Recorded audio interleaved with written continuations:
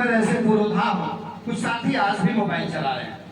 अगर हम 30 kilometre, 40 kilometre, 50 kilometre से अपने घरों से आए हैं, 1 घंटा 2 घंटा तो महाराणा सांगा को दे ही सकते। मोबाइल पर आगरा देखने से बढ़िया है 2 घंटे के लिए आप सोनभद्र की इस माटी को प्रणाम करते हुए और आंख बंद करते हुए राणा सांगा को आप यहीं से देखेंगे तो मेरा अपना मानना है कि आपको अच्छा। सबसे पहले आज जयंती का अवसर है, शुरुआत करूंगा सोनभद्र से। मैं राजस्थान की उस माटी को जोड़ने का भी प्रयास करूंगा कि जन्मभूमि कुंतल से कम नहीं होती, जन्मभूमि कुंतल से कम नहीं होती, राष्ट्र की रागिनी बंधन से कम नहीं होती।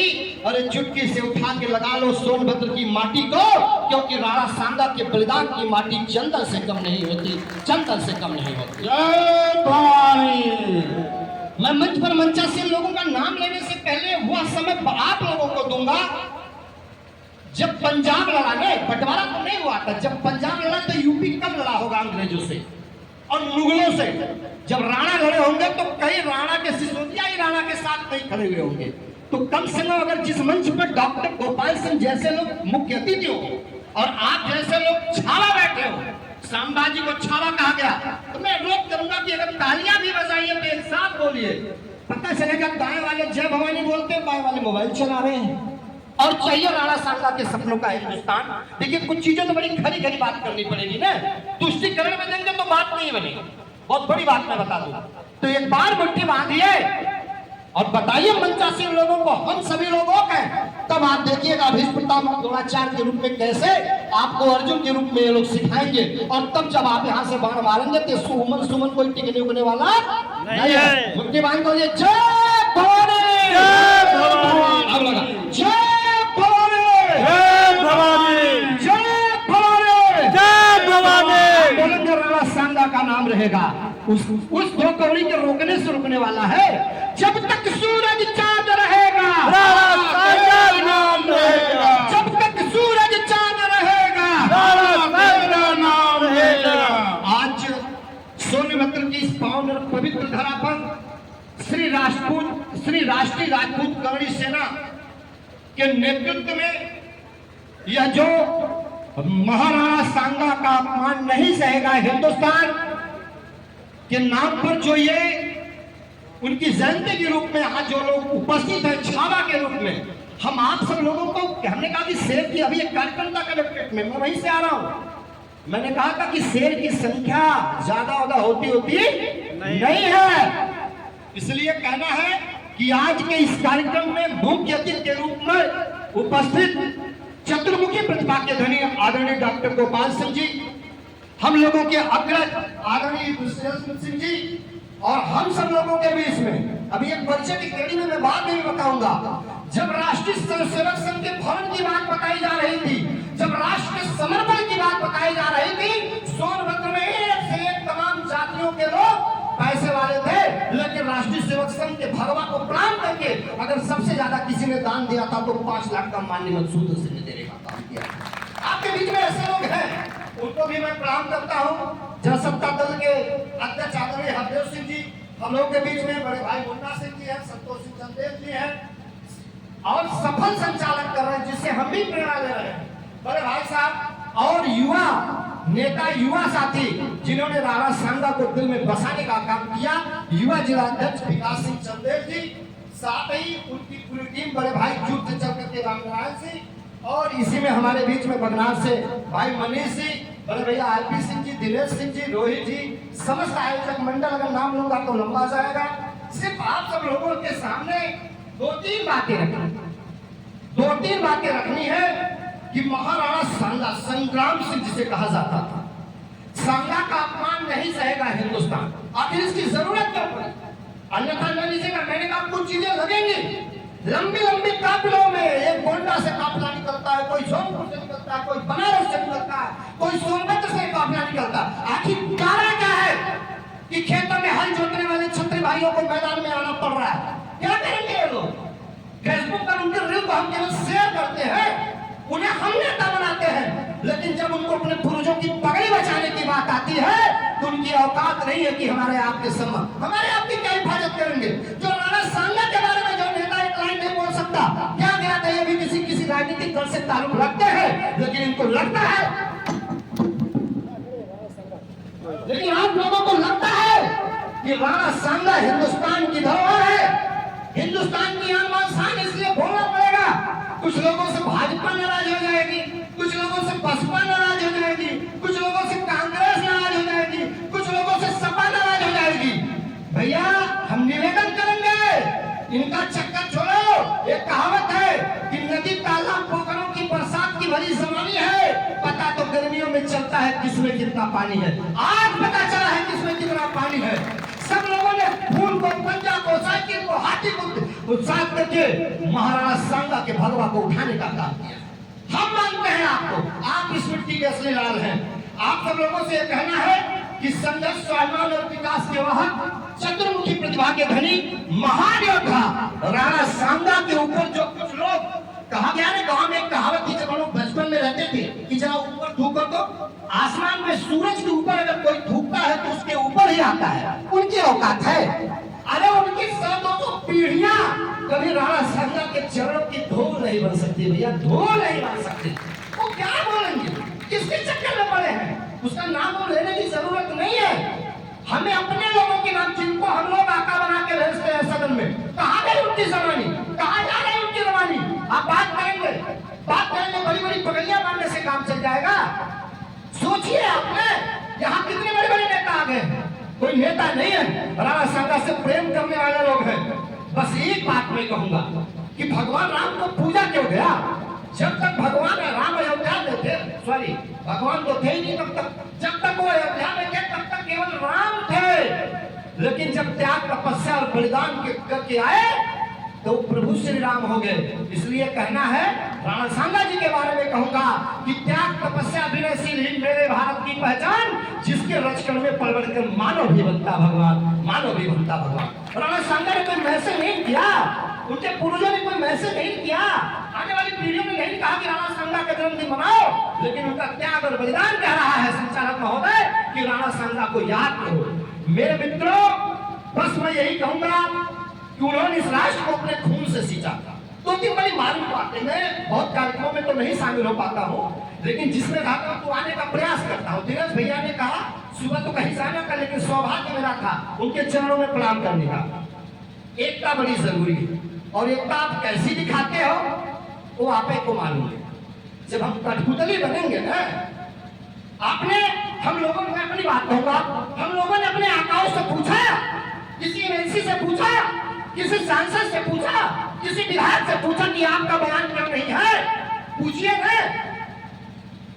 आता है एमएलसी साहब, पूछिए ना, एमएलसी साहब का बयान क्यों नहीं आ रहा, विधायक जी का बयान क्यों नहीं आ रहा? कि पार्टी नाराज हो जाएगी, भारतीय जनता पार्टी। आप ये तय करो, आपके लिए फूल पहले है कि पंजा पहले है कि साइकिल पहले है कि हाथी पहले है कि भगवा पहले, ये तय करना पड़ेगा, एक चीज। और दूसरी चीज, 12 अप्रैल आज आगरा में जो हो रहा है ना, वो माँ के सच्चे रवाकरे हैं। हम लोग तो यहाँ कर रहे हैं, लेकिन असली छावा वही है, असली छावा वही है जो, लेकिन हम लोग भी जो तार वहां तक जुड़ रहा है, इसके लिए सबको मैं बधाई दूंगा। बस एक चीज और मैं कहूंगा, नेताओं के भरोसे मत बैठो, मत बैठो नेताओं के भरोसे, स्वयं आगे आना होगा। विकास सिंह जी को कोई ठोक तो नहीं आया था, लेकिन गाड़ी पर भी लिखा है। अभी कई लोगों से कह दो कि अगर राजपूत तो लिखवा दो तो बेइज्जती महसूस हो जाती है, ठीक है, यह करिए। दूसरी चीज, देने वाला, विद्वान में भी हम सब लोग सुनेंगे, जब देने वाला मांगने वाला बन जाएगा, देने वाला जब मांगने वाला बन जाएगा, मैं कहना नहीं चाहता लेकिन कहूंगा, एक बार मैंने वाराणसी में भी कवि सेना के कार्यक्रम में कहा था, पहले आप देने वाले थे, आज के पहले लोग चाहते थे आप यहाँ के महाराज, प्रभु, बाबू साहब, ठाकुर साहब हमको दे दीजिए। आज स्थिति कल्पना करिएगा जाते समय, संचालक महोदय आज आप देने वाले नहीं हो, भारतीय जनता पार्टी में आप टिकट देने वालों में नहीं हो, मांगने वालों में हो। आप एक क्षेत्र के बड़े बड़े नेता अपने बच्चों तक को टिकट नहीं दिला पाते हैं। समाजवादी पार्टी में तो कोई मतलब है ही नहीं कि आप टिकट देने वाले वहां भी मांगने वाले हो। अब गाजीपुर के नेता होता कि कैसे खप जाते हैं वही जानते हैं। बसपा में भी आप देने की हैसियत में नहीं हो, कांग्रेस में तो दूर दूर तक तक नहीं हो तो आप खड़े कहाँ, आप हो ही नहीं। देश में भाजपा की सरकार, कांग्रेस की सरकार, सपा की सरकार, बसपा की सरकार, यही सरकारें तो है। आप मांगने वाले हो तो आपको मांगने वाले से मिलने वाला नहीं है। इसके नाते एक निवेदन करूंगा और विशेष रूप से इस मिट्टी बड़ी उर्वरा भूमि है, हाथ जोड़ करके एक निवेदन करूंगा, चिंतन और मनन। भाषण, नारेबाजी, जयकारा, फलाने ढिकाने बहुत हो रहा, चिंतन करिए। हमारा निवेदन है, किसी में से 5 लोगों के साथ जाना कहाँ है, समाज के अंतिम व्यक्ति को हम पहुंचाएंगे कैसे। तब क्रांति तलवार आती थी, मेरा नाम क्रांति इसलिए मैं कह रहा हूं। तब क्रांति अगर लानी है तो तलवार निकालनी पड़ती थी, भाला निकालना पड़ता था, लेकिन आज क्रांति इससे आती है। सहमत है? सहमत है तो बजाइए जोरदार तालियों से, बताइए क्रांति इससे आती है। बनाइए अंजनी कुमार सिंह जैसा कलेक्टर मैनपुरी अपनी बेटी को, बनाइए डॉक्टर, बनाइए इंजीनियर, बनाइए सांसद, बनाइए विधायक, तब आपकी बात रखी जाएगी। सिर्फ हम नारों और भाषणों से काम चलने वाला नहीं है, और ऐसा भी नहीं करना है। अब विकास सिंह चंदेल ने कार्यक्रम रख दिया, सारे लोग आए, नाश्ता किए, पानी किए, 10,000 के फटका लग गया। अगली बार करने की उनकी इच्छा नहीं करेगी। आइए सहयोग करिए, तन से, मन से, धन से। आज आपके पास, मैं नाम नहीं लूंगा, किसी जाति पे मेरा विरोध नहीं है, जिनकी कोई हैसियत और औकात नहीं है, उनके समाज का भवन बना हुआ है। अभी किसी को बनाओ, मनीष भाई आइए, बढ़ौली मिलते हैं, इसके महाराजा चाय वाले बगल में मिलते हैं। अरे धर्मशाला पे आओ, मिठाई पंजाबी स्वीट हाउस में मिलते हैं, फलनवा पे मिलते हैं, भलनवा पे मिलते हैं। यहाँ कम भामाशाह नहीं है। इसी पहली पंक्ति में जाएंगे तो 25-30 लाख हो जाएगा। भामाशाह की कमी नहीं है, मैं सिर्फ दर्पण दिखाने का प्रयास कर रहा हूँ, अगर कहीं ठेस लगे तो मैं क्षमा चाहूंगा। भामाशाहों की कमी नहीं, मैंने शुरुआत किया। देखिए, हम तो दूसरों को देने वाले हैं, जब अपने को देने की बात आएगी तो हम साथ लोग चल जाएंगे। कहा, और एक चीज सोचिए, कहां से चले थे? महाराणा सांगा, पृथ्वीराज चौहान, महाराणा प्रताप, राणा की पुत्री फिरी रही थी, चेतक मुरजाता था, खून से हिंदुस्तान और इस देश को सींचने का प्रयास किया। और आप सोचिए, आज बड़े बड़े नेता हैं, इंटरनेशनल नेता, चतुर्मुखी प्रतिभा के धनी नेता, भारत की सीमा को नहीं बचा पा रहे हैं। लेकिन जब राणा सांगा और महाराणा प्रताप को तमाम हमारे राजा कहा रखते थे, हम अफगानिस्तान तक कब्जा करके हिंदू हमारा राष्ट्र हुआ करता था। आप सोचिए हम कहां से कहां आ गए। एक निवेदन करूंगा, ज्यादा आज विषय नहीं है। आदरणीय अध्यक्ष जी का मुझे लगता है, मुख्य अतिथि महोदय का कई बार प्रस्ताव रहा, भवन वन में आगे आप बढ़िए। हम लोग जिस स्थिति में रहेंगे, कर्मचारी और शिक्षक संगठनों की तरफ से मैं गारंटी लेता हूं कि हम लोग तन मन धन से अपने ऐसा कुछ बनाया जाए, ताकि हमारा जब बहनी का भाई हमारा आता है, कहाँ मिलता है? जहां मैंने बोला तो वहीं मिलता है। ठीक है, ये सारी चीजें हैं। और अंत में यही कहूंगा कि एक दूसरे को जगाते और चिंतन और मनन जरूर करिए।